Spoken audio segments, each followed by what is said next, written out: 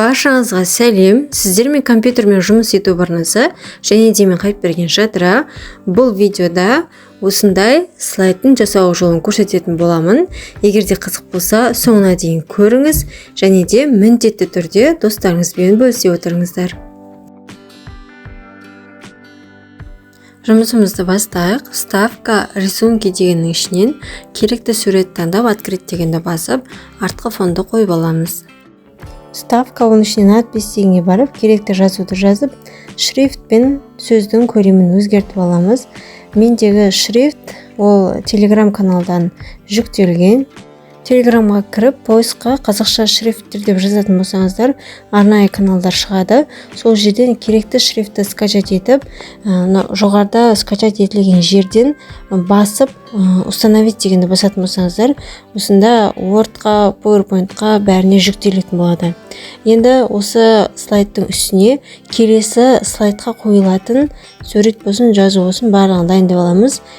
Мен осы үш суретті астыңғы жағына қойып, кішкене эффект беремін. Енді сол жақтан екінші слайдтың үстінен мышканың оң жағын басып, дублировать слайд дегенді басамыз да. Енді үшінші слайдпен жұмыс жасаймыз. Мына тұрған жазуды шетке қарай ысырып қоямыз да.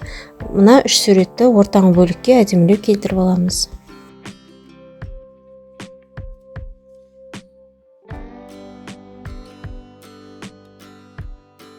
Дайын болғаннан кейін үлкейтіп бір рет тексеріп аламыз. Барлығы жақсы болса, келесі слайдқа көшеміз. Яғни үшінші слайдты дублировать ететін боламыз. Енді төртінші слайдпен жұмыс жасаймыз. Бұл жерде мұнда соңғы екі суретті алып, кішірейтеміз көлемін, оңға қарай жылжытамыз.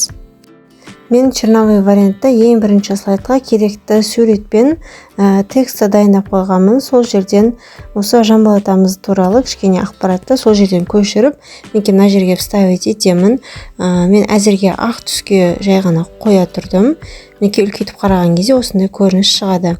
Енді тағы да осы соңғы слайдты дублировать етеміз де, мұндағы артық заттарды, яғни ақпараттарды алып тастаймыз. Мұндағы жазуды шетке шығарамыз Жанболат туралы. Енді Жанболат суретін кішірейтеміз де, Абай атамыздың суретін үлкейтеміз де, Абай атамыз туралы ақпаратты осында вставить ететін боламыз.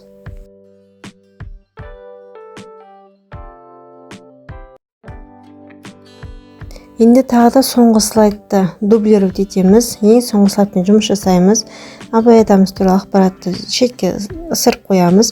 Жанболат туралы ақпаратты уже өшіріп тастап беруге болады. Енді Абай атамыздың суретін солға қарай жылжытамыз да, көлемін кішірейтіп, енді мына келесі суретті осылай үлкейтіп шығарамыз. Енді Мағжан атамыздың суретін осында қалдырсақ болады, немесе солға қарай жылжытып, қасына осы атамыз туралы ақпаратты қойып шығамыз.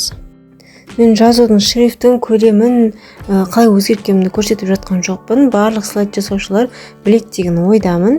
Мен үлкейтіп қарағанда осындай көрініс болып тұр. Енді черновой варианттағы слайдымызды алып тастаймыз да, барлығын бір тексеріп шығамыз. Стрелка кнопкасын басып отырып, барлық слайд беттерін белгілеп аламыз. Переходы деген жерден трансформ дегенді таңдаймыз. Мұнда екінші тұрған слайдтың үстінен мышканың оң жағын басып, дублировать слайд деп, ең соңғы слайд ретінде, яғни 6-шы слайд ретінде мышканың сол жағын басып отырып, төмен қарай ысырып қойып қоямыз. Жазылған тексті осындай бір түсті етіп қоюға болады, немесе кішкене эффект беру үшін жазудың үстіне екі рет чертіп, формат фигуры деген жерден видеода көрсетілгендей етіп, артына фон қоюға болады. Заливка текста деген жерден жазудың түсін өзгертуге болады. Және де кішкене сол жақта көрсетіп тұр, эффект фигуры деген жерден артында тұрған сары төрт бұрышты фигураға арнап, эффект тен кішкене бір басқаша өзгерістер жасауға болады. Подсветка, рельеф дейді. Осында бір кішкене өзгеріс жасап қоюға болады. Мен барлық тексті осындай форматта жасап шықтым. Ең бірінші слайдта тұрған қазақ ақындары сөзінің үстіне бір рет чертіп, анимациядан кез келген бір анимацияны таңдауға болады. Бұл әрине міндетті емес, мен тек кішкене эффект беру үшін анимация қойдым. Мінекей достар, осы слайдтың жасалу жолы мінекей осындай өте жеңіл, қарапайым түрде жасалады. Егер де видео ұнаған болса, лайк басып комментарий қалдыруды ұмытпаңыздар, және де достарыңызбен бөлісе отырыңыздар. Алдағы уақытта әлі де көптеген пайдалы практикалық жұмыстар және де басқа да тақырыптағы көптеген видеолар шығатын болады.